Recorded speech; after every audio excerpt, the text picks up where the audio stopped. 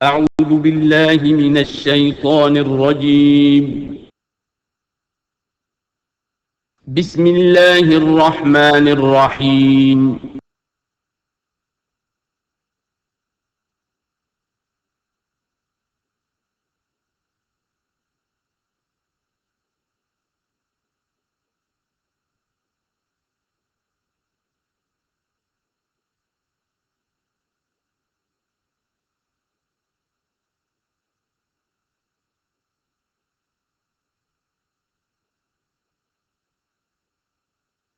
اعوذ باللہ من الشیطان الرجیم بسم اللہ الرحمن الرحیم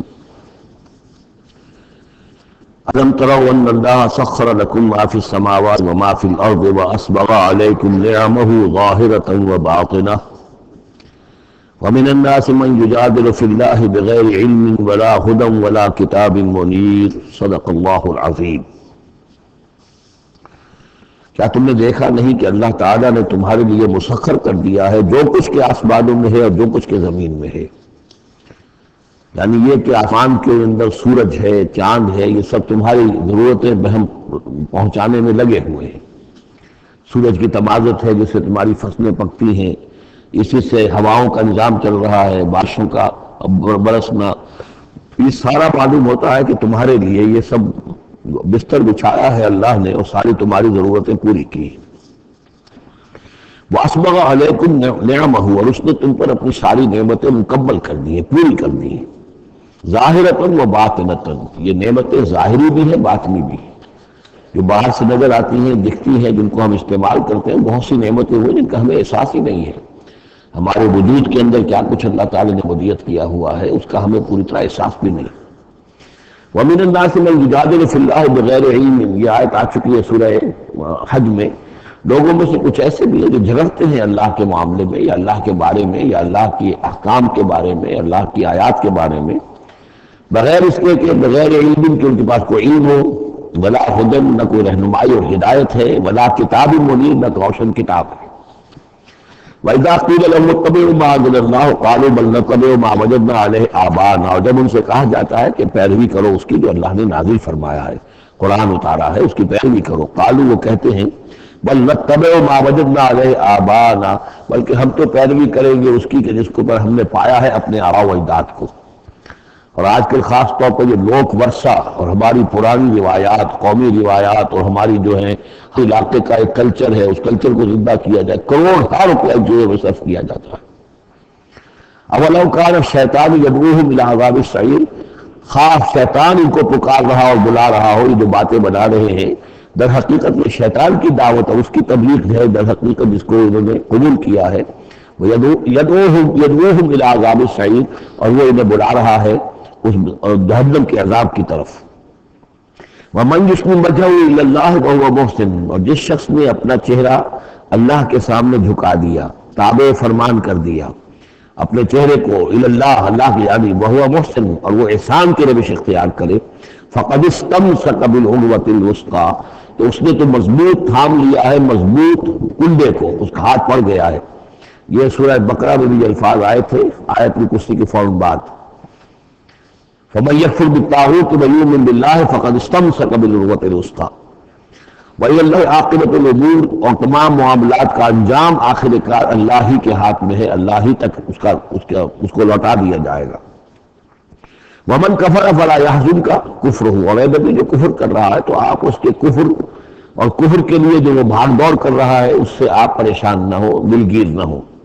الینا مرجعہم، میری طرف ان سب کو لوٹنا ہے، فَلُنَبِّئُهُم بِمَا عَمِلُوا، ہم انہیں اچھی طرح بتا دیں گے، جتلا دیں گے جو کچھ کہ انہوں نے کیا تھا۔ ان اللہ علیم بذات الصدور، یقیناً اللہ تعالیٰ تو جو کچھ سینوں میں چھپا ہوا ہے اس سے بھی واقف ہے۔ نمتعہم قلیلا، ہم انہیں ذرا تھوڑی دیر کے لیے ساز و سامان دے رہے ہیں، دنیا کے اندر یہ مزے لے لیں، مزے لوٹ لیں۔ ثم نضطرهم الى عذاب غلیظ، پھر ہم انہیں کشاں کشاں لے آئیں گے، کھینچ کر پکڑ کر لے آئیں گے اس عذاب کی طرف جو بہت گاڑا ہے۔ وَلَئِن سَأَلْتَهُم مَّن خَلَقَ السَّمَاوَاتِ وَالْأَرْضَ لَيَقُولُنَّ اللَّهُ، اور جب آپ اگر آپ ان سے پوچھیں کس نے پیدا کیا آسمان و زمین تو وہ کہیں گے اللہ نے۔ قُلِ الْحَمْدُ لِلَّهِ، کہیے الحمدللہ، ساری حمد پھر اسی کی ہے۔ بل اکثرهم لا يعلمون، لیکن یہ کہ ان کی اکثریت علم نہیں رکھتی۔ للہ ما فی السماوات والارض، آسمان اور زمین میں جو کچھ ہے وہ اللہ کے لیے ہے، اللہ ہی کا ہے، اللہ کی ملکیت ہے، یہ لام تملیک ہے، اللہ کی ملکیت ہے ہر وہ شے جو بھی کچھ ہے آسمانوں میں اور زمین میں۔ ان اللہ هو الغنی الحمید، یقیناً وہ غنی ہے، اسے کوئی احتیاج نہیں، اور حمید ہے، بڑی خوبیوں والا ہے، اپنی ذات میں ستودہ صفات ہے۔ وَلَوْ أَنَّ مَا فِي الْأَرْضِ مِنْ شَجَرَةٍ أَقْلَامٌ، اور اگر جتنے بھی زمین میں درخت ہیں وہ قلم بن جائیں، والبحر، اور سمندر جو ہے وہ سیاہی بن جائے، جیسے میں یہ مضمون سورہ کہف بھی آ چکا ہے۔ قُلْ لَوْ كَانَ الْبَحْرُ مِدَادًا لِكَلِمَاتِ رَبِّي وَلَنَفَدَ الْبَحْرُ قَبْلَ أَن تَنفَدَ كَلِمَاتُ رَبِّي وَلَوْ جِئْنَا بِمِثْلِهِ مَدَدًا، اگر پورا سمندر جو ہے میرے رب کی کلمات کو لکھنے کے لیے سیاہی بن جائے تو وہ سیاہی سمندر ختم ہو جائے گا، لیکن یہ کہ میرے رب کی کلمات ختم نہیں ہوں گے چاہے اتنا ہی سمندر اور لے آیا جائے۔ وہی مضمون یہاں بھی آ رہا ہوں، یہ بات نوٹ کیجیے، میں نے کئی مرتبہ آپ کو بتائی ہے کہ اہم مضامین قرآن مجید میں کم سے کم دو جگہ ضرور ملتے ہیں۔ وَلَوْ، اب وہاں پر صرف سیاہی کا تذکرہ تھا، یہاں سیاہی کے ساتھ قلم۔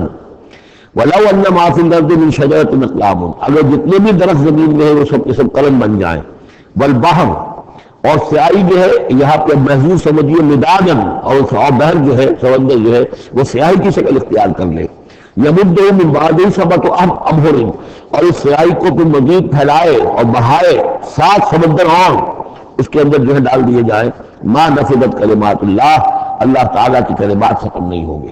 اور یہ میں کر چکا ہوں، اس سے مراد کیا ہے کہ ہر شے جو اس کائنات میں ہے اللہ تعالیٰ کے کلمہ کن کا ظہور ہے، تو گویا کہ یہ تمام مخلوقات جو ہے کلمات اللہ ہے۔ اس اعتبار سے ظاہر بات ہے کہ احصاء کرنا ممکن ہی نہیں، اور آج کچھ نہ کچھ ہمیں اندازہ ہے کہ یہ کائنات کتنی وسیع و عریض ہے۔ ابھی تک بڑی سے بڑی ٹیلیسکوپ ایجاد کرنے کے باوجود trillions and trillions and trillions of light years تک تو ہم نے دیکھ لیا ہے، لیکن کائنات کا سرا ابھی ہمیں نظر نہیں آیا کہ شروع کہاں ہوتی ہے ختم کہاں ہوتی ہے۔ تو اس سے اندازہ کریں اللہ تعالیٰ کی خلاقی کا، اس کی مخلوقات کتنی ہیں۔ تو وہ جتنے بھی کلمات کل ہیں اگر ان کو لکھنے کے لیے تمام جو ہے زمین کے درخت وہ قلم بن جائے اور تمام سمندر جو ہے وہ سیاہی بن جائے اور 7 سمندر اور بھی اس میں ایڈ کر دیے جائیں، تب بھی یہ کہ اللہ کے کلمات ختم نہیں ہوں گے۔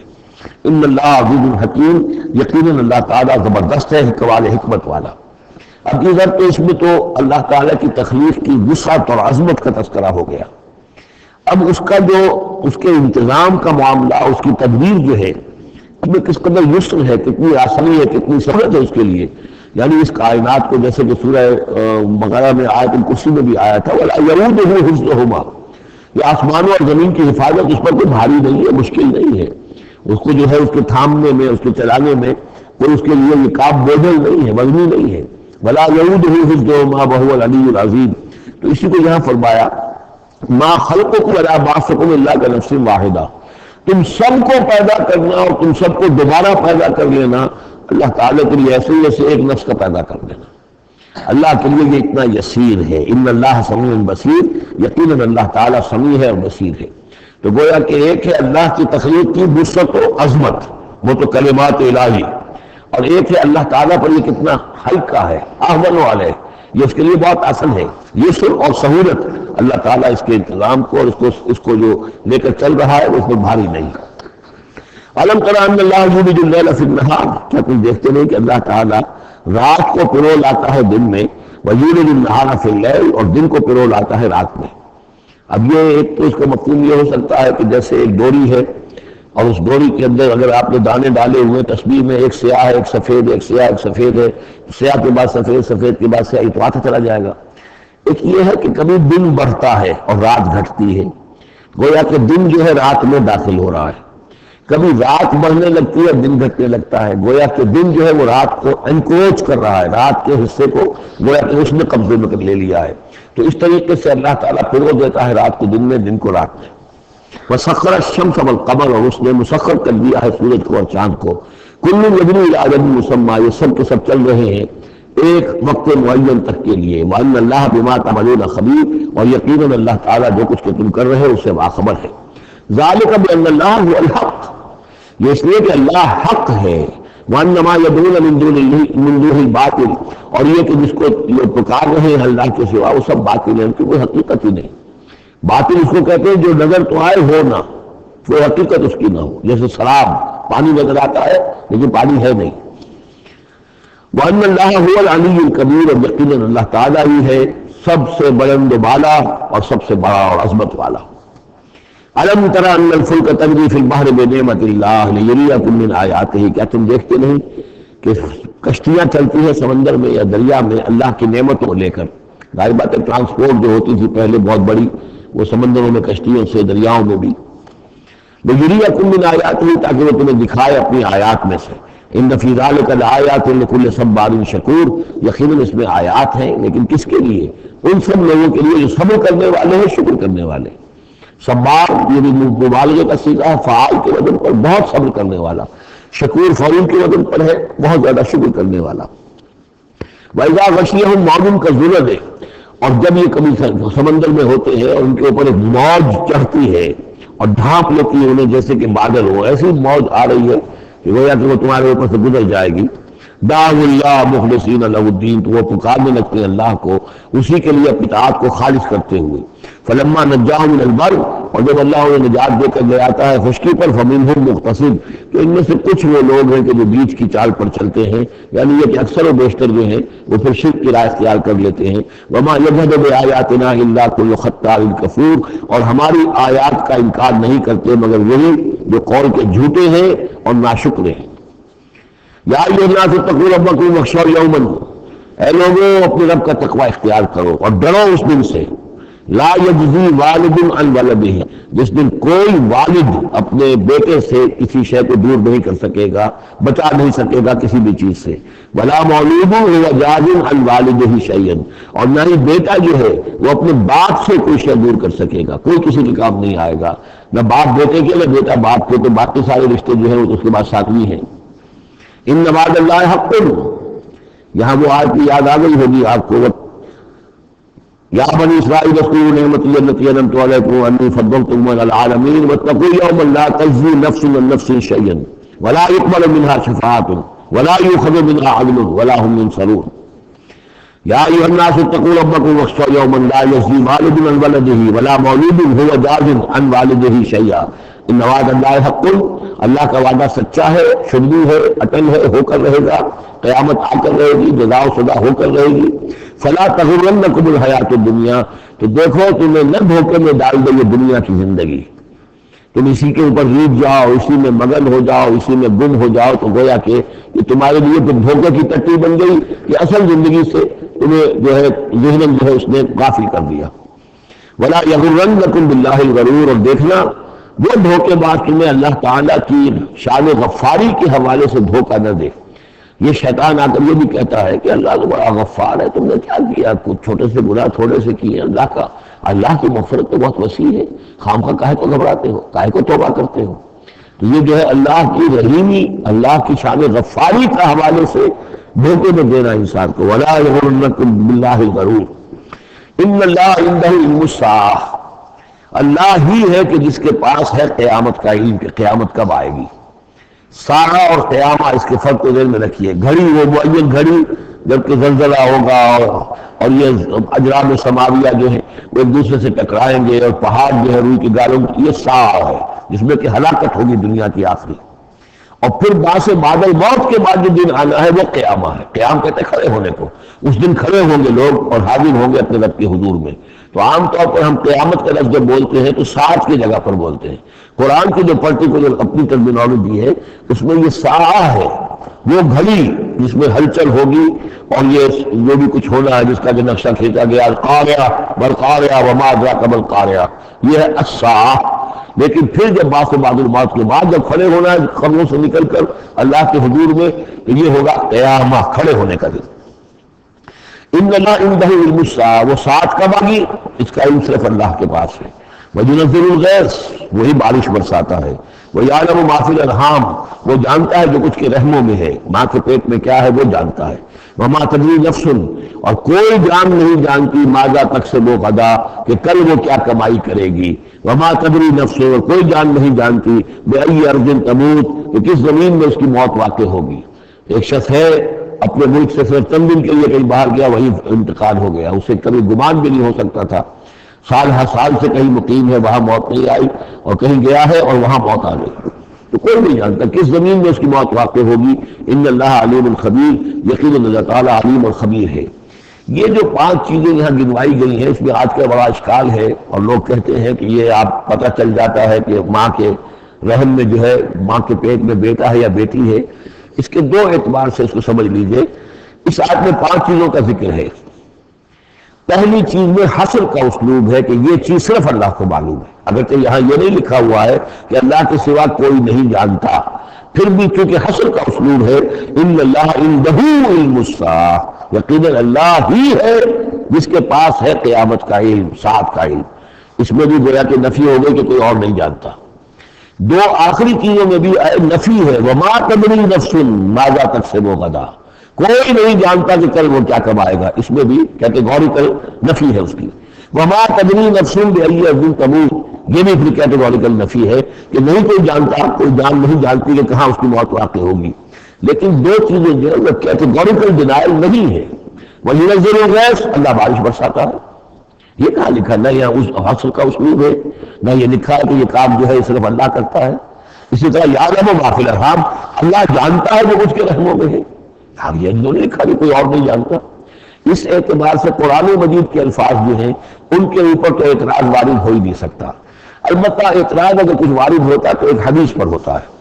حدیث میں یہ آیا ہے کہ حضرت جبرائیل نے جب پوچھا تھا کہ مجھے قیامت کے بارے میں بتائیے، تو اس میں سے ایک روایت میں یہ الفاظ آئے ہیں کہ خمس لا یعلمہن الا اللہ، یہ قیامت کا علم جو ہے یہ تو ان 5 چیزوں میں سے ہے جنہیں اللہ کے سوا کوئی نہیں جانتا، اور وہاں حضور نے یہ ساری چیزیں گنوائی ہیں. اس کا جو ہے جواب وہ یہ ہے کہ رحم میں کیا ہے اس کا صرف ایک پہلو ہمیں معلوم ہوا ہے کہ وہ بیٹا یا بیٹی ہے.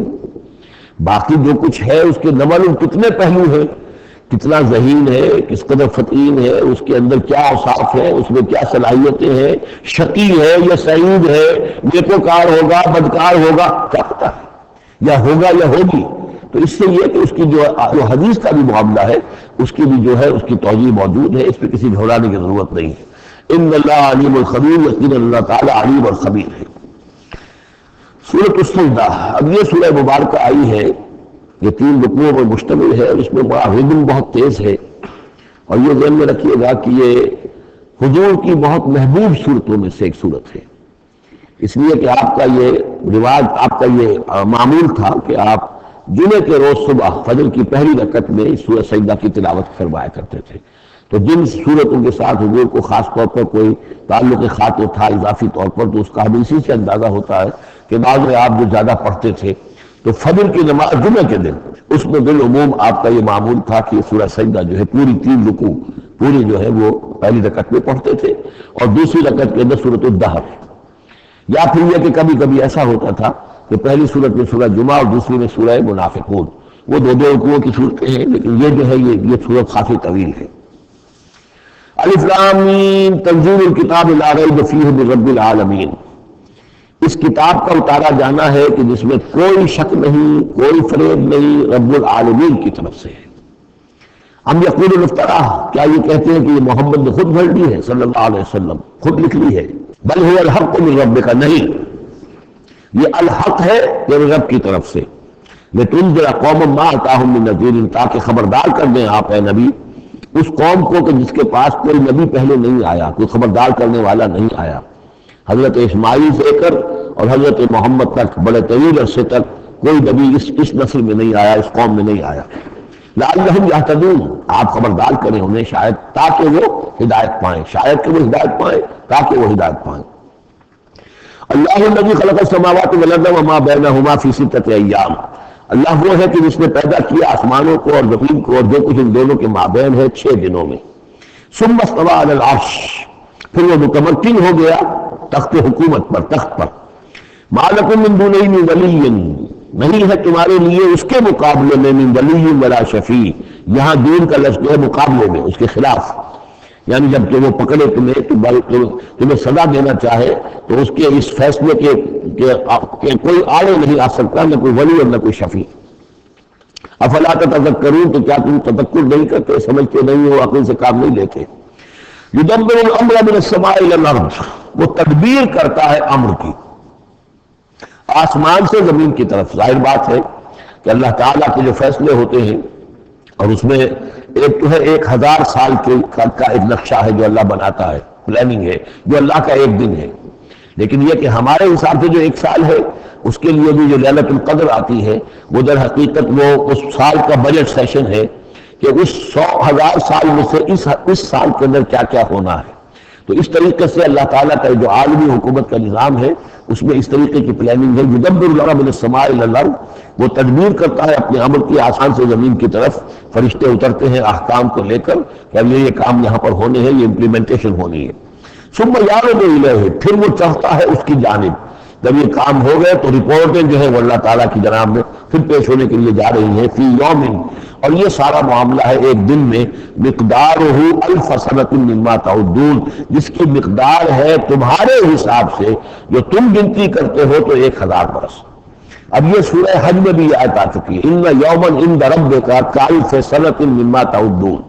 تیرے رب کا ایک دن جو ہے وہ تمہارے حساب کے 1000 سال کے برابر ہے. اور یہاں بھی آ گیا کہ یہ تدبیر امر کے سلسلے میں اس کائنات میں جو بھی اللہ تعالیٰ کا فیصلہ ہوتا ہے تو وہ ہر 1000 سال کے لیے اس کا ایک نقشہ بن جاتا ہے. ذالک عالم الغیب والشہادت، وہ ہے، وہ ہستی ہے جاننے والی ہر چھپی چیز کی اور ہر سامنے کی چیز کی. العزیز، جو زبردست ہے، الرحیم، رحم فرمانے والی ہے.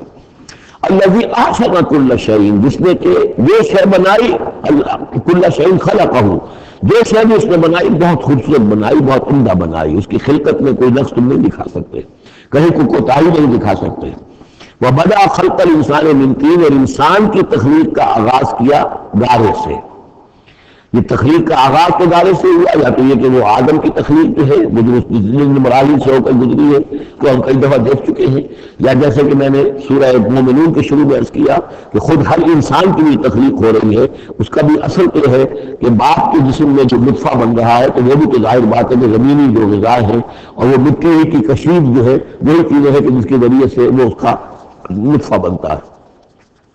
لیکن اس کے بعد ثم جعل نسلہ من سلالۃ من ماء مہین، پھر یہ جو نسل چلی ہے آدم کی علیہ الصلوۃ والسلام، اب یہ چلی ہے اس بے قدر پانی کی کہ نچڑا ہوا پانی جو ہے سلالۃ من ماء مہین، اس سے اب یہ نسل آگے چل رہی ہے. پہلا مرحلہ آدم کا مٹی سے آدم تک، اب آدم سے آگے جو تناسل کا معاملہ چل رہا ہے نوع انسانی کا، ریپروڈکشن جس نظام سے ہو رہی ہے اس کا یہ نسل جو ہے اس میں یہ ذریعہ بن رہا ہے. ثم سواہ ونفخ فیہ من روحہ، اب یہاں سما جو آ رہا ہے گویا کہ نسل انسانی میں سے جو بھی کوئی ایک بچہ جو ہے اس کو اللہ تعالیٰ اس کی نوک پلک سنوار دیتا ہے، ونفخ فیہ من روحہ، اور اس میں پھر پھونکتا ہے اپنی روح میں سے. یہ میں عرض کر چکا ہوں کہ یہ حدیث نبوی سے جو بڑی پختہ حدیث ہے حضرت عبداللہ ابن مسعود رضی اللہ تعالیٰ عنہ سے، اس میں یہ ہے کہ 40 دن نطفے کی شکل ہے، 40 دن مضغہ ہے، بلکہ درمیان میں علقہ ہے، اور پھر 120 دن کے بعد اللہ تعالیٰ فرشتے کو بھیجتا ہے جو اس میں روح پھونکتا ہے. وَنَفَخَ فِيهِ مِن رُوحِهِ وَجَعَلَ لَكُمُ السَّمْعَ وَالْأَبْصَارَ وَالْأَفْئِدَةَ، اور اس نے تمہارے لیے بنا دی ہے کان بھی اور آنکھیں بھی، اور تمہیں عقل بھی دی ہے، یا دل بھی، جو بھی چاہے کہہ لیں. اس میں کہ دل کی بھی ایک عقل ہے اور ایک عقل حیوانی ہے. قَلِيلًا مَا تَشْكُرُونَ، بہت ہی کم ہے جو شکر تم کرتے ہو. وَقَالُوا إِذَا ضَلَلْنَا فِي الْأَرْضِ أَإِنَّا لَفِي خَلْقٍ جَدِيدٍ، اور یہ کہتے ہیں کہ جب ہم زمین میں گم ہو جائیں گے، رل مل جائیں گے، مٹی ہو کے مٹی میں مل جائیں گے، تحلیل ہو جائیں گے. اور آج کا کوئی نوجوان کہے گا جب اس کے تو ایٹم جو ہے وہ بھی منتشر ہو گئے، اس کے الیکٹران بھی پتہ نہیں کہاں سے کہاں گئے، اب اسی کے جسم سے کھاد بن گئی ہے، وہ جو اس کا جسم کھاد بن گیا ہے، اور وہ کھاد جو ہے وہ پلانٹس کے اندر آ گئی ہے، اور وہ پلانٹس جو ہے وہ بکری نے کھا لیے ہیں، اور بکری سے کہیں سے کہاں پہنچ گئے، کیسے جمع ہوں گے اس کے اجزاء. وَقَالُوا إِذَا ضَلَلْنَا فِي الْأَرْضِ، جب ہم زمین کے اندر گم ہو جائیں گے، کھوئے جائیں گے، أَإِنَّا لَفِي خَلْقٍ جَدِيدٍ، کیا پھر ہمیں ایک نئی تخلیق جو ہے عطا ہو جائے گی. بل هم بلقاء ربهم کافرون، حقیقت میں یہ اپنے رب کی ملاقات کا انکار کر رہے ہیں، کیونکہ انہیں معلوم ہے کہ ان کی کرتوت کیا ہے. ظاہر بات ہے جس کے دل کے اندر اللہ کے لیے خلوص اور محبت ہے اور دل راہ دل رہیس، تو اسے یہ بھی یقین ہوگا میرا پروردگار بھی مجھ پر شفقت فرمائے گا، رحم فرمائے گا. آپ اگر مخلص ہیں اللہ کے ساتھ تو اللہ تعالیٰ کی طرف سے بھی رحمت کی امید ہوگی، تو پھر تو انسان ملنا چاہے گا. یہ لوگ انکار کرنا چاہتے ہیں اللہ سے ملاقات کا، اعتراض یہ کریں کیسے ہو سکتا ہے، کیسے پیدا ہو سکتا ہے. حالانکہ بے وقوف یہ دیکھیں کہ اگر تمہیں وہ پہلی مرتبہ پیدا کر سکتا ہے تو دوبارہ پیدا کرنا کیسے مشکل ہوگا. تو تمہیں پہلے بھی پیدا کیا، زمین ہی سے اجزاء آئے ہیں، سارے ایٹمز وہیں سے آئے ہیں، وہیں سے ہو کر تمہارے وجود جو ہے وہ بنا ہے. وہ یہ توفاکم ملک الموت الذی وکل بکم، کہہ دیجیے کہ تمہیں قبض کر لے گا وہ فرشتہ جو موت کا فرشتہ ہے، جو تم پر مقرر کر دیا گیا ہے، ثم الی ربکم ترجعون، پھر تم اپنے رب کی طرف لوٹا دیے جاؤ گے۔ وَلَوْ تَرَىٰ إِذِ الْمُجْرِمُونَ نَاكِسُو رُءُوسِهِمْ، اور کاش کہ تم دیکھ سکو وہ منظر جبکہ یہ مجرم کھڑے ہوں گے سر ڈالے ہوئے اپنے پروردگار کے سامنے، ربنا ابصرنا وسمعنا، وہ کہیں گے پروردگار اب ہم نے دیکھ لیا، حقیقت ہم پر منکشف ہو گئی، اب ہم نے سن لیا، ہر بات جو ہے ہم نے پا لی، فرجعنا، تو ایک دفعہ ہمیں دنیا میں لوٹا دے، نعمل صالحا، اب ہم نیک عمل کریں گے، انا موقنون، اب ہمیں یقین آ گیا، ایمان کیا، ایمان سے بھی آگے کی بات، اب تو پورا یقین ہمیں حاصل ہو گیا۔ وَلَوْ شِئْنَا لَآتَيْنَا كُلَّ نَفْسٍ هُدَاهَا، اگر اسی طرح ہم نے ہدایت دینی ہوتی پردے اٹھا کر تو دنیا ہی میں ہم سب کو جو ہے ہدایت دے دیتے۔ اب وہ فائدہ جو ہے اب ایمان لانے کا کوئی فائدہ نہیں ہے، اب تو جزا کا وقت ہے، یہ اب وہ امتحان کا وقت ختم ہو چکا۔ وَلَوْ شِئْنَا لَآتَيْنَا كُلَّ نَفْسٍ هُدَاهَا وَلَكِنْ حَقَّ الْقَوْلُ مِنِّي، لیکن میری طرف سے تو یہ میرا فیصلہ جو ہے یہ ثابت ہو چکا ہے، پختہ ہے، صادر ہو چکا ہے، لَأَمْلَأَنَّ جَهَنَّمَ مِنَ الْجِنَّةِ وَالنَّاسِ أَجْمَعِينَ، کہ میں جہنمی تو میں نے بنائی ہے نا، آخر اس کے لیے بھی مجھے ایندھن چاہیے، تو اب تو یہ کہ تم لوگ اس کا ایندھن بنو گے، اب تو میں جنات اور انسان جو بھی تھے جو باغی تھے ہمارے، اب ان کو اس جہنم کے اندر جھونک کر رہیں گے، فَذُوقُوا بِمَا نَسِيتُمْ لِقَاءَ يَوْمِكُمْ هَٰذَا، اب چکھو ذرا مزہ اس چیز کا جو تم نے آج کے دن کی ملاقات کا انکار کیا یا اسے نظر انداز کیے رکھا، انا نسیناکم، ہم نے بھی اب تمہیں نظر انداز کر دیا، اب ہم سے بات نہ کرو، لا تکلمون، اب ہم سے بات نہ کرو، وذوقوا عذاب الخلد بما کنتم تعملون، اور جو کچھ تم کرتے رہے ہو اس کی پاداش میں اب ہمیشگی والا عذاب چکھو۔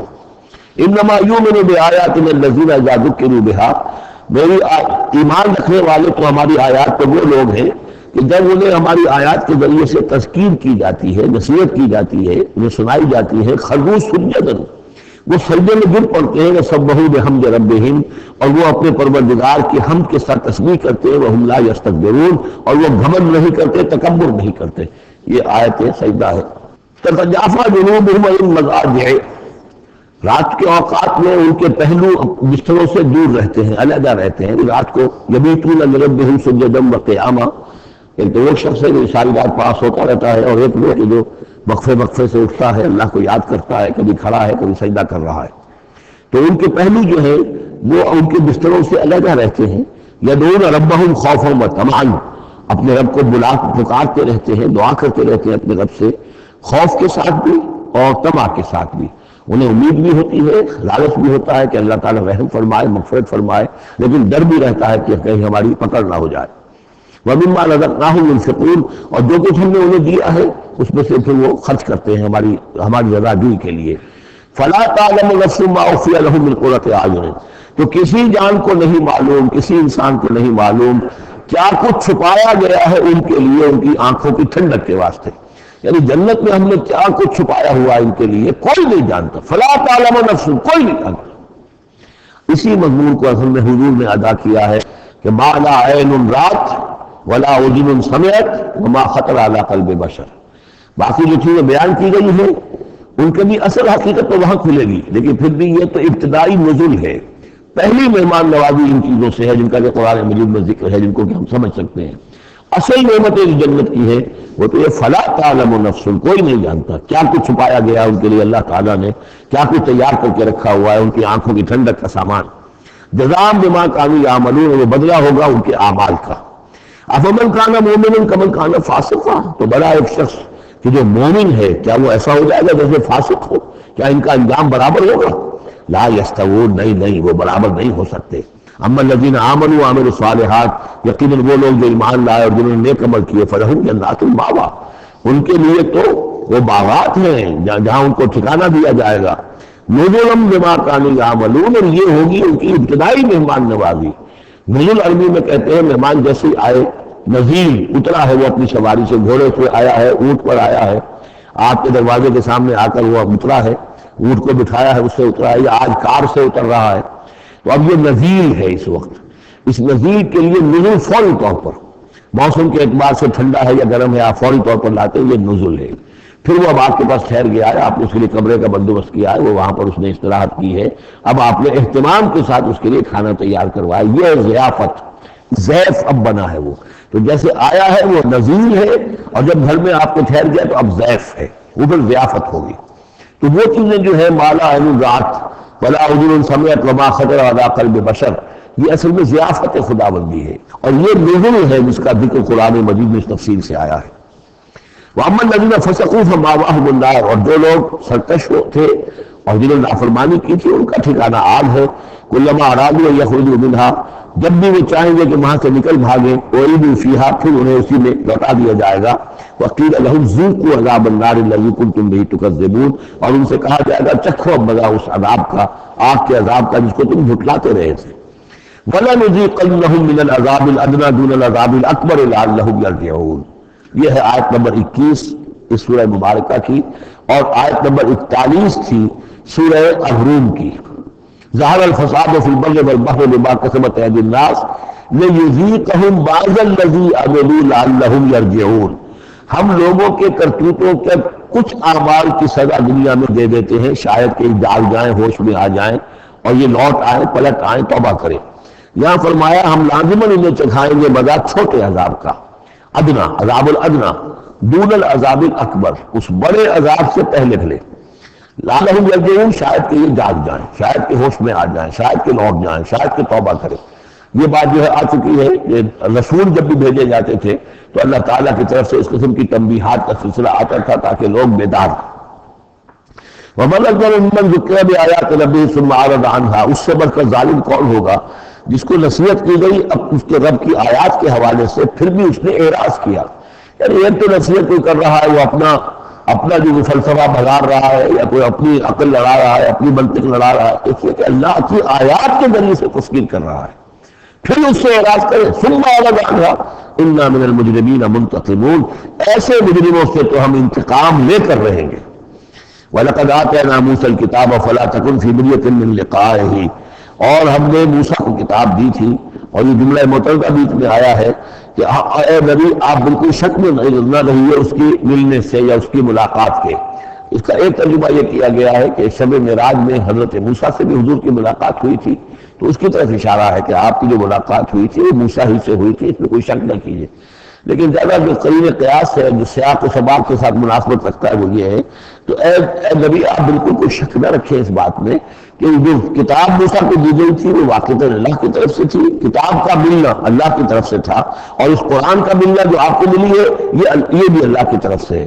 اور حضور سے خطاب کرتے ہوئے بھی در حقیقت یہاں پر ہوئے سخن جو ہے وہ لوگوں سے ہے کہ تم کوئی شک نہ کرو کہ تورات اللہ نے دی تھی حضرت موسیٰ کو، اور قرآن اللہ ہی نے دیا ہے محمد کو صلی اللہ علیہ وسلم۔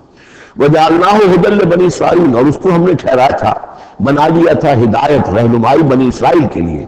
وَجَعَلْنَا مِنْهُمْ أَئِمَّةً يَهْدُونَ بِأَمْرِنَا مِنَّمَّا صَبَرُوا، اور ان میں سے پھر ہم نے ایسے امام اٹھائے، پیشوا اٹھائے، رہنما اٹھائے کہ جو لوگوں کو ہمارے حکم سے وہ ہدایت کرتے تھے، رہنمائی کرتے تھے، تورات کی تعلیم کرتے تھے، تورات کو سمجھاتے تھے، نیکی کا حکم دیتے تھے، امر بالمعروف ونہی عن المنکر کرتے تھے، لما صبروا، لیکن یہ کام جو کر سکتے تھے جب خود صبر کی روش اختیار کر لیں۔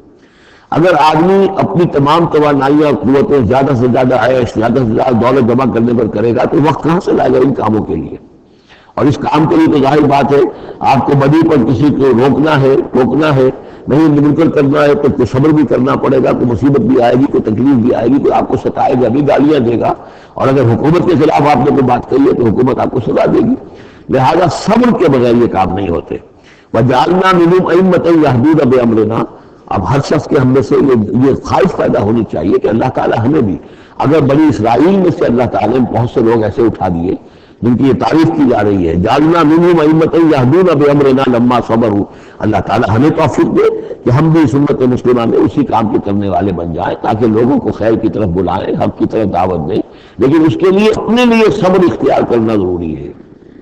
کم سے کم اپنا جو ہے اسٹینڈرڈ آف لیونگ رکھیں تاکہ یہ کہ ہم اپنا وقت اسپیئر کر سکیں، جس کو تبلیغی بھائی کہتے ہیں تفریغ الاوقات، اوقات فارغ نہیں کریں گے اپنے، سارا وقت لگا ہوا ہے آپ پیسہ کمانے میں، اس لیے کہ اس کے ایک خاص قسم کا معیار زندگی بنا لیا ہے، اور اس کو مینٹین کرنے کے لیے اب جتنا کچھ آپ کو چاہیے اب دن رات ایک کریں گے تو آپ اپنے اس معیار زندگی کو مینٹین کر سکتے ہیں، گویا کہ اب ہم اس معیار زندگی کو پوج رہے ہیں، ہمارے پاس اب وقت ہی نہیں ہے، صلاحیت کہاں لگائیں، کس وقت میں لگائیں، کیا کام کریں، لیکن صبر کی روش ہوگی اور پھر قرآن مجید کے ساتھ وہ تعلق ہوگا تو پھر انشاءاللہ تعالیٰ اللہ تعالیٰ نے انسان میں بڑی صلاحیتیں رکھی ہیں، بڑی قوتیں کی ہیں، مسجود ملائک بنایا ہے، اللہ کے کریشن کا کلائمیکس ہے یہ، تو اللہ تعالیٰ کی جو سمجھیے کہ تخلیق کا نقطۂ عروج ہے، تو اس کے اندر صلاحیتیں ہیں۔ آدمی ارادہ کر لے، ہمت کرے، فیصلہ کر لے تو پھر یہ کہ اللہ تعالیٰ جو ہے اس کے لیے راستے کھول دیتا ہے۔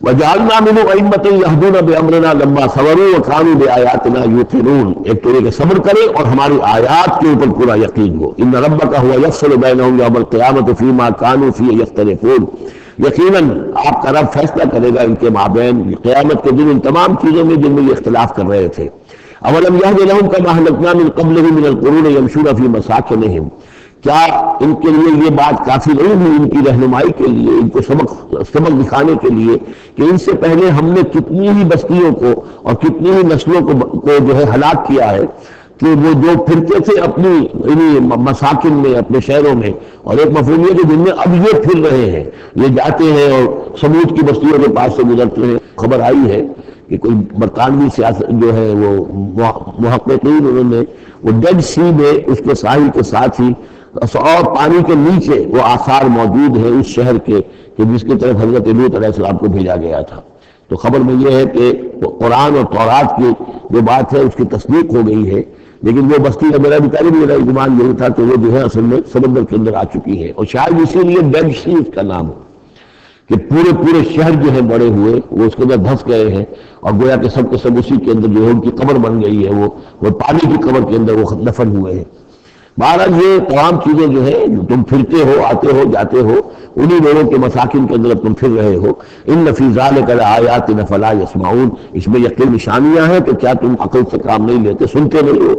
اولم یروا انا نسوق الماء الى الارض الدرس، کیا انہوں نے دیکھا نہیں کہ ہم پانی کو ہانک کر لے جاتے ہیں ایک ایسی زمین کی طرف جو چٹیل پڑی ہے، بے آب و گیا ہے، فنخرج به زرعا تاكل منه انعامهم وانفسهم، پھر ہم اس کے ذریعے سے اس پانی میں کھیتی اگا دیتے ہیں کہ جس میں سے کھاتے ہیں ان کے مویشی بھی اور خود یہ بھی۔ افلا یبصرون، تو کیا یہ دیکھتے نہیں ہیں؟ وَيَقُولُونَ مَتَىٰ هَٰذَا الْفَتْحُ إِن كُنتُمْ صَادِقِينَ، اور وہ یہ کہتے ہیں کب ہوگا یہ فیصلہ، اگر تم سچے ہو تو بتاؤ اے مسلمانوں، یہ قیامت یا عذاب یہ کب آئے گا؟ قُلْ يَوْمَ الْفَتْحِ لَا يَنفَعُ الَّذِينَ كَفَرُوا إِيمَانُهُم، کہہ دیجیے وہ جو فیصلے کا دن ہوگا پھر اس دن کافروں کا ایمان لانا ان کے لیے ہرگز مفید نہیں ہوگا۔ ایمان لانا غیب میں اب، جبکہ وہ حقائق جو ہے وہ غیب کے پردے میں چھپے ہوئے ہیں، تب وہ مفید ہے، لیکن جب فیصلہ ہو جائے گا اور جب تمام حقائق جو ہے وہ نگاہوں کے سامنے آ جائیں گے، یوم الفتح لا ينفع الذین کفروا ایمانہم ولا هم ينظرون، اور پھر انہیں کوئی مہلت نہیں دے گی کہ اب وہ کوئی توبہ کر لیں یا کوئی اپنی اصلاح کر لیں۔ فاعرض عنہم، اے نبی آپ ان سے اعراض فرمائیے، ان سے درگزر کیجیے، ان کی باتوں پر زیادہ نہ جائیے۔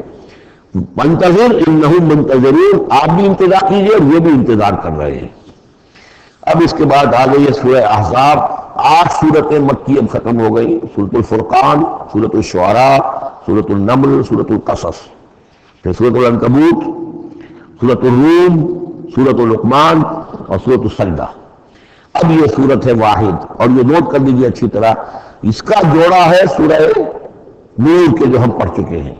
پہلے 14 سورتوں کے بعد ایک سورت آئی مدنی، سورہ نور، اب 8 مکی صورتوں کے بعد ایک صورت آئی ہے یہ سورہ احزاب، اور اتنی گہری مناسبت ان کے مضامین میں، معاشرتی احکام، زمانہ نزول کے اعتبار سے یہ 1 سال پہلے نازل ہوئی ہے سورہ نور سے، یہ سن 5 زمانہ نزول ہے، وہ سن 6 زمانہ نزول ہے۔ چنانچہ جو معاشرتی احکام آئے ہیں ان میں بھی آپ کو یہ ترتیب ملے گی کہ پردے کے ابتدائی احکام اس صورت میں آئے ہیں، اور پردے کے ابتدائی احکام سے مراد کیا ہے؟ گھر سے باہر نکلتے ہوئے عورت کو کیا کرنا ہے، مسلمان عورت کو کیا کرنا ہے، گھر سے باہر کا پردہ کیا ہے۔ لیکن گھر کے اندر جو پردہ ہے، سطر ہے اس کا ذکر جو ہے وہ کوئی یہ سورہ نور کے اندر تھا جو ہم پڑھ چکے ہیں۔ اس کے محرم کون کون ہے، گھر میں کون آ سکتا ہے، باقی سب جو ہے نامحرم۔ وہ گھروں میں ہمارا جو نظام بنا تھا کہ بیٹھک باہر ہوتی تھی، جو بھی مہمان آیا کوئی آیا باہر سے اندر نہیں جائے گا، باہر کا ایک مردانہ حصہ ہے مکان کا، پھر وہ ایک ڈیوڑی ہوتی تھی، ڈیوڑی میں سے اندر پھر زنانہ ہے، خواتین آئیں گی تو اندر جائیں گی، باقی مرد گئے وہ باہر سے اندر نہیں جائیں گے۔ ہمارے یہاں کی وہ مکس جو ہے وہ معاشرت نہیں تھی، مخلوط معاشرت نہیں تھی۔ تو اس میں یہ ہے کہ جو نامحرم ہے وہ وہاں رہیں گے، باہر بیٹھیں گے، اور جو محرم ہے وہ اندر جا سکتا ہے۔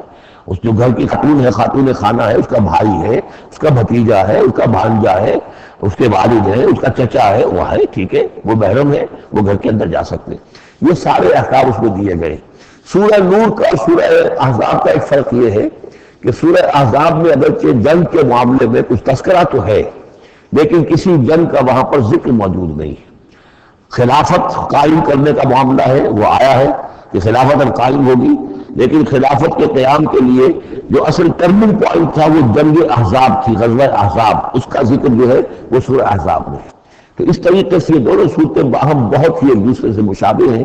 اور جیسا کہ میں نے عرض کیا تھا، آیت نمبر 35 وہاں کی عظیم ترین آیت ہے.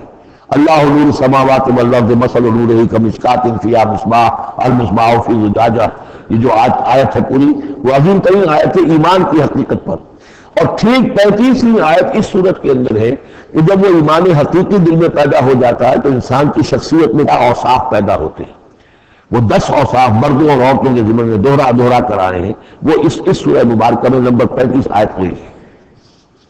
اس میں ایک خاص بات نوٹ کیجئے کہ اگرچہ اس کے جو 2 رکوع ہیں، دوسرا اور تیسرا، وہ ایک ہے اپنے مضمون میں، اور اس کے اندر غزوہ احزاب کا تذکرہ ہے. پہلا رکوع جو ہے وہ پھر چوتھے کے ساتھ جا کر ملے گا، جیسے کہ ہم نے دیکھا تھا سورہ توبہ کے اندر بھی کہ پہلا رکوع پھر چوتھے کے ساتھ جا کر ملتا تھا. اس کے مضامین جو ہے اس کے ساتھ ملتے تھے. درمیان میں جو ہے 2 رکوع آ گئے تھے کہ جو 1 سال پہلے نازل ہوئے، جو کہ یعنی فتح مکہ سے پہلے نازل ہوئے، لیکن اس کے بعد وہ نازل ہوئے سن 9 کے اندر. اس کے اندر جو ہے وہ پہلا رکوع کی 6 آیات اور اس کے بعد پھر چوتھا اور 5واں رکوع. بالکل وہی آپ کو ترتیب یہاں ملے گی. اس لیے کہ قرآن کا اسلوب یہ ہے کہ خاص جو موضوع ہوتا ہے کسی صورت کا، اس سے متعلق آیات کو پہلے نکال کر رکھ دیتے ہیں. جیسے سورہ انفال میں بھی ہم نے دیکھا یسألونک عن الانفال قل الانفال للہ والرسول، اگر کہ وہاں پھر بات کو چھوڑ دیا گیا پھر جا کر وہ صورت کے وسط میں مضمون آ رہا ہے. اس میں ایک خاص جو مضمون آیا ہے وہ یہ ہے کہ حضور صلی اللہ علیہ وسلم نے جو شادی کی حضرت زینب سے رضی اللہ تعالی عنہ، حالانکہ حضرت زینب جو ہے اس سے پہلے حضور ہی کی فرمائش پر ان کی شادی کی گئی تھی حضرت زید بن حارثہ سے. زید بن حارثہ رضی اللہ تعالیٰ عنہ حضور کے غلام تھے اور حضور نے انہیں آزاد کر کے اپنا بیٹا بنا لیا تھا، تو محبت بہت تھی حضور کو حضرت زید بن حارثہ سے. لیکن یہ ہے کہ ایک تو منہ بولا بیٹے کی کا قرآن میں نفی آ گئی کہ منہ بولے بیٹے کی کوئی حیثیت نہیں ہے. اسلام میں اس کی کوئی قانونی اور شریعت کے اندر اس کا کوئی مقام نہیں. بیٹا تو وہی ہے کہ جو آپ کے صلب سے ہے. دوسرے یہ کہ اب منہ بولے بیٹے کی بیوی جب حضرت زید نے طلاق دی تو آیا منہ بولے بیٹے کی بیوی سے کوئی شخص جو ہے وہ نکاح کر سکتا ہے؟ کیا وہ محرمات ابدیہ میں سے ہے؟ تو عرب میں رواج یہ تھا کہ چونکہ وہ منہ بولے بیٹے کو بھی سمجھتے تھے کہ جیسے اصلی بیٹا ہے، تو جیسے یہ کہ جو سلبی بیٹا ہے اس کی بیوی سے اگر اس نے طلاق دے دی ہو یا فرض کیجیے بیٹا فوت ہو گیا ہو، تب بھی یہ ہے کہ اس کی جو بیوی ہے بیوہ ہے یا مطلقہ ہے اس سے وہ شخص شادی نہیں کر سکتا ہو، شوہر جو فوت ہو گیا ہے یا جس نے طلاق دی اس کا باپ. تو یہاں پر اس میں بڑا طوفان اٹھا، بلکہ یہ کہ حضور کو خود اندیشہ تھا. حضور نے ایک طرح سے کہہ کے بہت کہہ سن کر حضرت زینب کو آمادہ کیا تھا کہ وہ شادی کر لیں. زینب جو ہے رضی اللہ تعالیٰ عنہ اونچے گھرانے کی بنو ہاشم کی خاندان سے تعلق رکھنے والی، اور حضرت جو زید بن حارثہ تھے ان پر غلامی کا داغ لگ چکا تھا. تو عرب کی ایک خاص جو ہے ان کے ہاں ایک سوچ تھی، ان کا ایک مزاج تھا، ان کی روایات تھیں. لیکن بہرحال حضرت زینب نے حضور کی فرمائش پر وہ نکاح کر لیا. لیکن یہ کہ ان میں نباہ نہیں ہو سکا. حضرت زینب انہیں ذہناً قبول نہیں کر سکی کہ یہ میرے برابر کا ہے یا میری اس کی حیثیت جو ہے وہ واقعی ایسی ہے. یعنی شوہر کو جس طرح آنکھوں پر بٹھانا چاہیے، شوہر سے جس طریقے سے اس کا ادب ہونا چاہیے، وہ نہیں کر سکی حضرت زینب.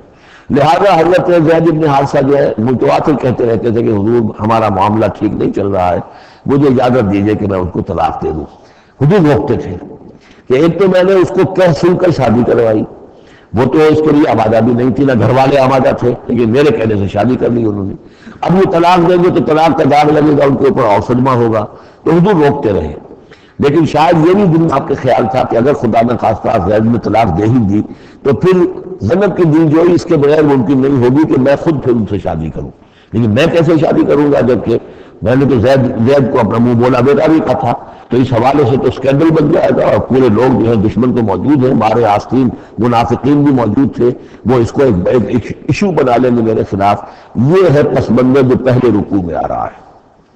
یا ایھا النبی اتق اللہ، اے نبی اللہ کا تقوی اختیار کیجئے. ولا تطع الکافرین والمنافقین، اور کافروں اور منافقوں کی باتیں نہ مانیے۔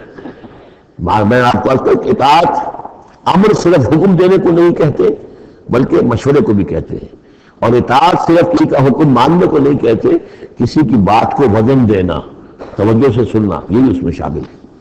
ولا تطع الکافرین والمنافقین، آپ ان کافروں اور منافقین کی بات کا دھیان نہ کریں۔ ان اللہ کان علیما حکیما، یقیناً اللہ تعالی علیم ہے اور حکیم ہے۔ وَاتَّبِعْ مَا یوحیٰ الیک من ربک، اور پیروی کیجیے اس کی کہ جو آپ کی طرف، آپ کے رب کی طرف سے وحی کی جا رہی ہے۔ ان اللہ کان بما تعملون خبیرا، اور جو کچھ تم کرتے ہو اللہ اس سے واقف ہے۔ وتوکل علی اللہ، اور اللہ پر توکل کیجیے۔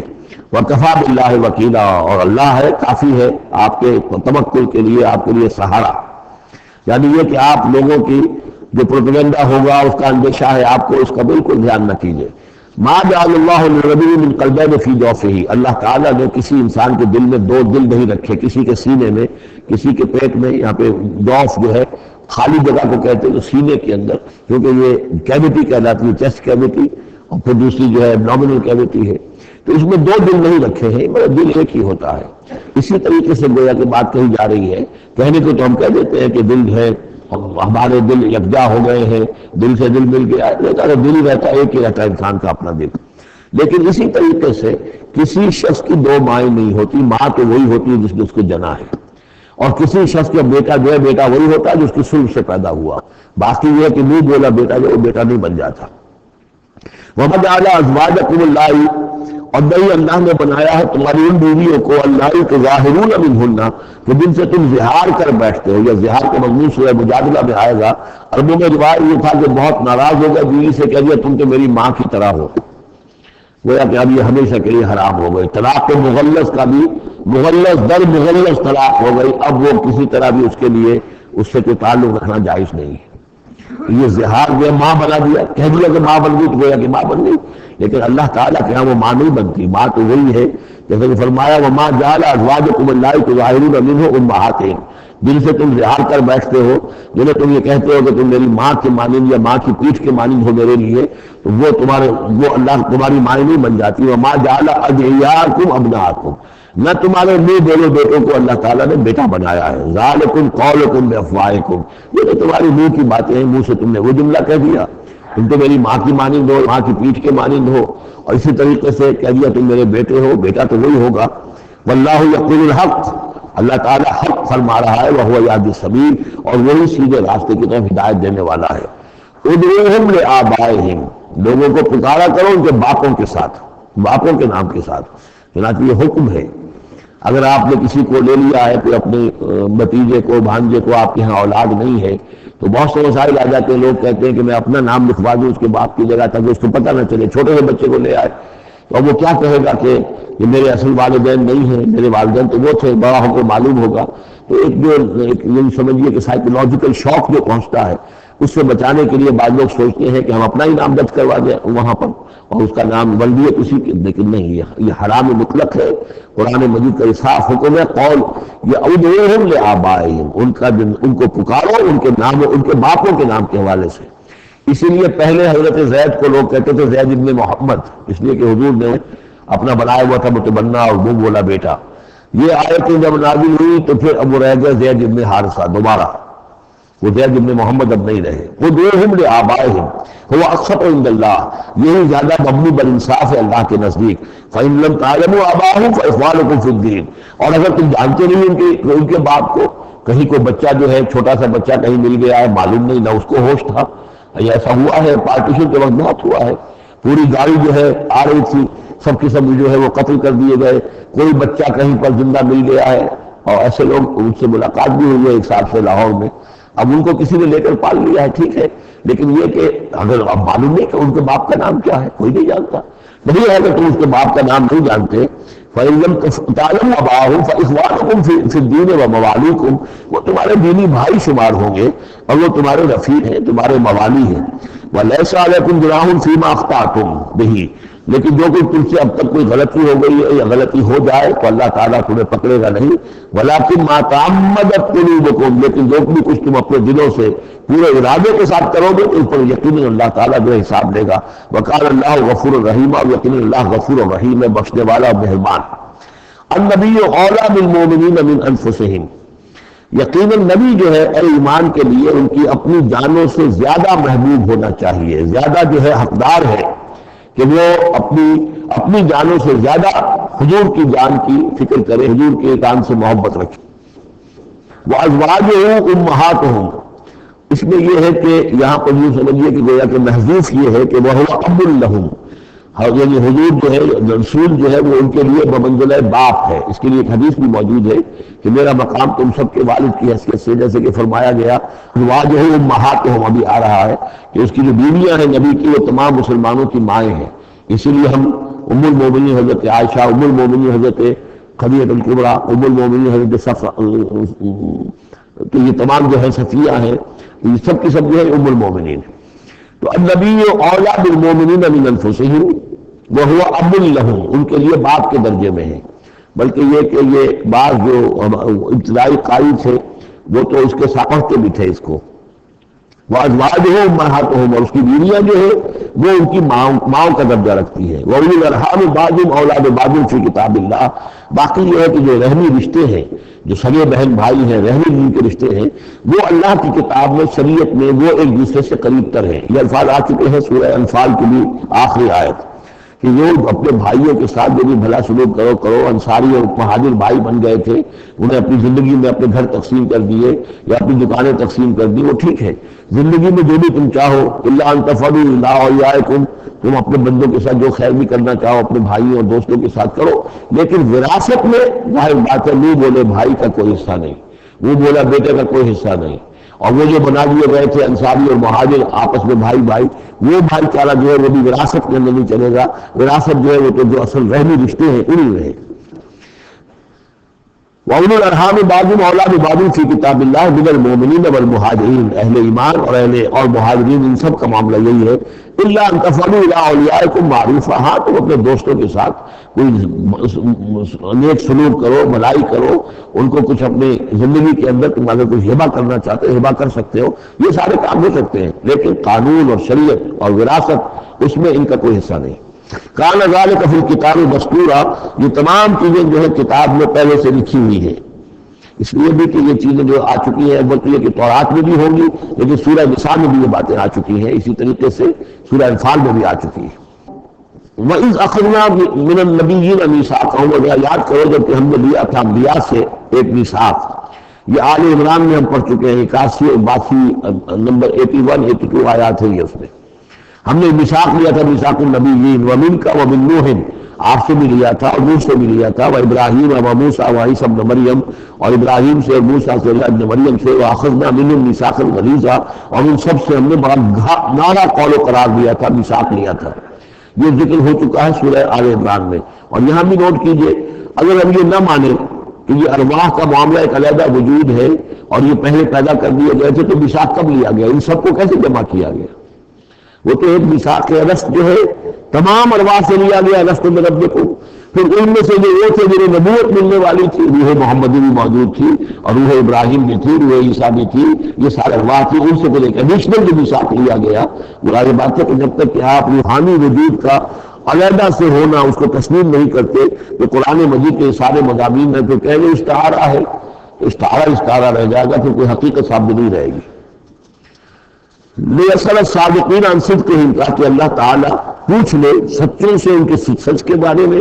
اور گویا کہ آگے محذوف ہے وَالْكَاذِبِينَ مِنْ كِذْبِهِمْ، اور جو جھوٹے ہیں ان سے ان کے جھوٹ کے بارے میں سوال کر لے، تاکہ اللہ تعالیٰ پوری طرح پوچھ گچھ کر لے سچوں سے ان کے سچ کے بارے میں. وَأَعَدَّ لِلْكَافِرِينَ عَذَابًا أَلِيمًا، اور یقیناً اس نے کافروں کے لیے بہت دردناک عذاب تیار کیا ہوا ہے. یہ پہلا رکوع یہاں پر ختم ہو گیا، یہ 8 آیات کا ہے.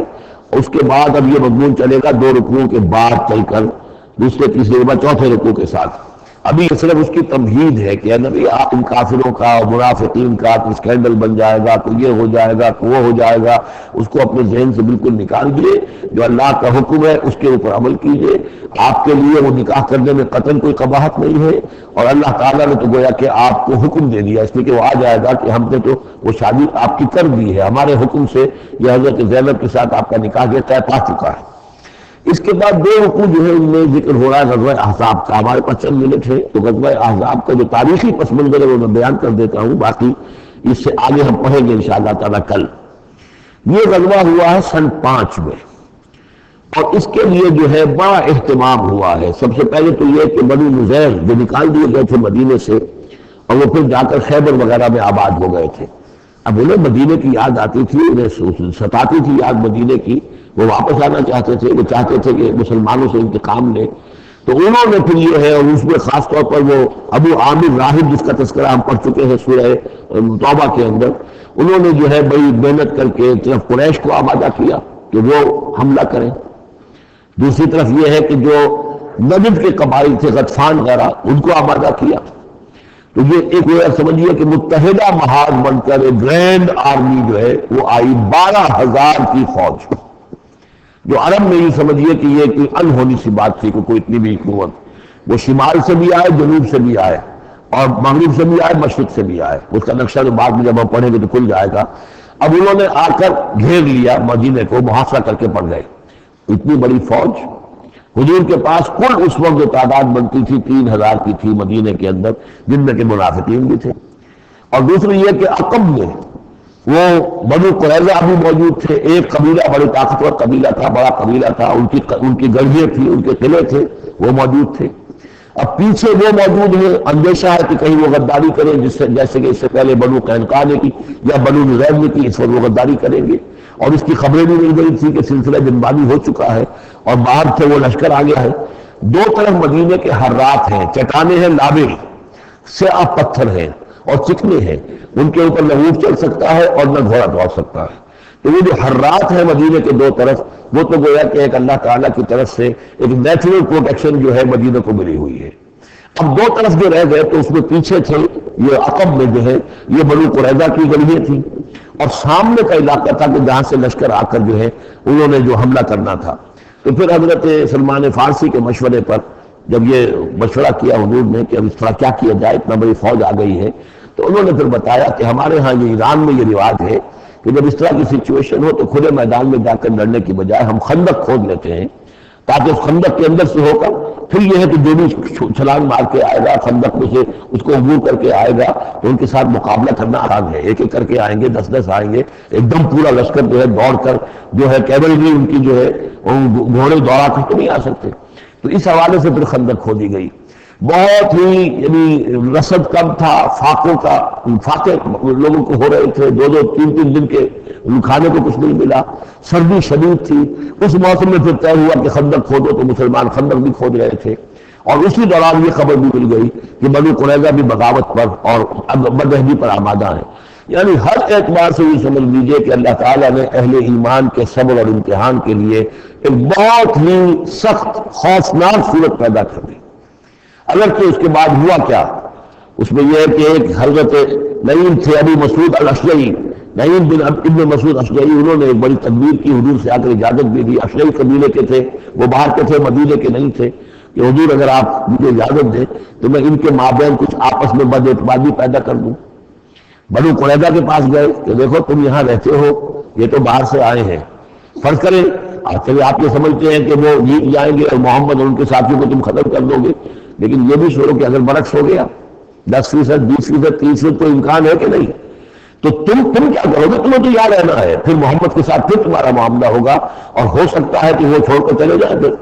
تو تم ایسے کرو کہ ان سے مانگو کہ کچھ وہ لوگ آسٹریلس تمہیں دیں اپنے، تاکہ ان کو یقین یہ رہے، تمہیں یقین رہے کہ وہ اپنے وعدے سے پھریں گے نہیں، جو بھی وعدہ انہوں نے کیا ہے تمہارے ساتھ مدد کرنے کا، اور تمہارا جو اندر سے تم مسلمانوں پر حملہ کرو گے تو جو کچھ بھی ان کے وعدے وہ پورے کریں گے.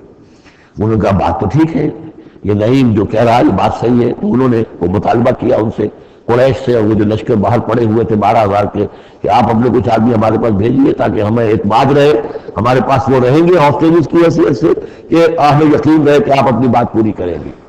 ادھر سے جا کے ان سے کہا کہ وہ تم ان کے اوپر کیسے اعتماد کر رہے ہیں، وہ تو تمہارے اوپر اعتماد ہی نہیں کرتے، تم سے آدمی مانگ رہے ہیں۔ اور اس طریقے سے ان کے مابین جو ہے وہ ایک فرکشن پیدا کر دی، بد اعتمادی پیدا کر دی۔ ایک تو یہ تدبیر ہوئی، دوسرے یہ کہ سب سارے امتحان پورا ہو گیا اور دودھ کا دودھ پانی کا پانی جدا ہو گیا، اہل ایمان بھی ثابت ہو گئے، ثابت قدم یہ لوگ ہیں، اور منافقین کا بھی جو خود سے باطن تھا ان کی زبانوں پر آ گیا اور معلوم ہو گیا کہ ان کے دلوں کے اندر نفاق ہے۔ پھر اللہ تعالیٰ نے تیز آندھی بھیجی، وہ آندھی ایسی آئی، جھکر ایسا آیا کہ وہ لشکر جو تھا اس کے خیمے اڑ گئے، جہاں دیریں چڑھی ہوئی تھی چولہوں کے اوپر آگ لگ گئی، اور اس سے ایک افراتفری پیدا ہوئی۔ اس کے نتیجے میں وہ لشکر انہوں نے وہاں سے کیمپ اٹھایا اور چلے گئے۔ باقاعدہ کوئی بڑی لڑائی کی کوئی شکل پیدا ہی نہیں ہوئی، لیکن اللہ نے بس امتحان جو ہے ایک شریر مسلمانوں کا لے لیا۔ اب اس کے بارے میں انشاءاللہ تعالیٰ کل ہم اس کا مطالعہ کریں گے۔ بارک اللہ لی و لکم فی القرآن العظیم ونفعنی وإیاکم بالآیات والذکر الحکیم۔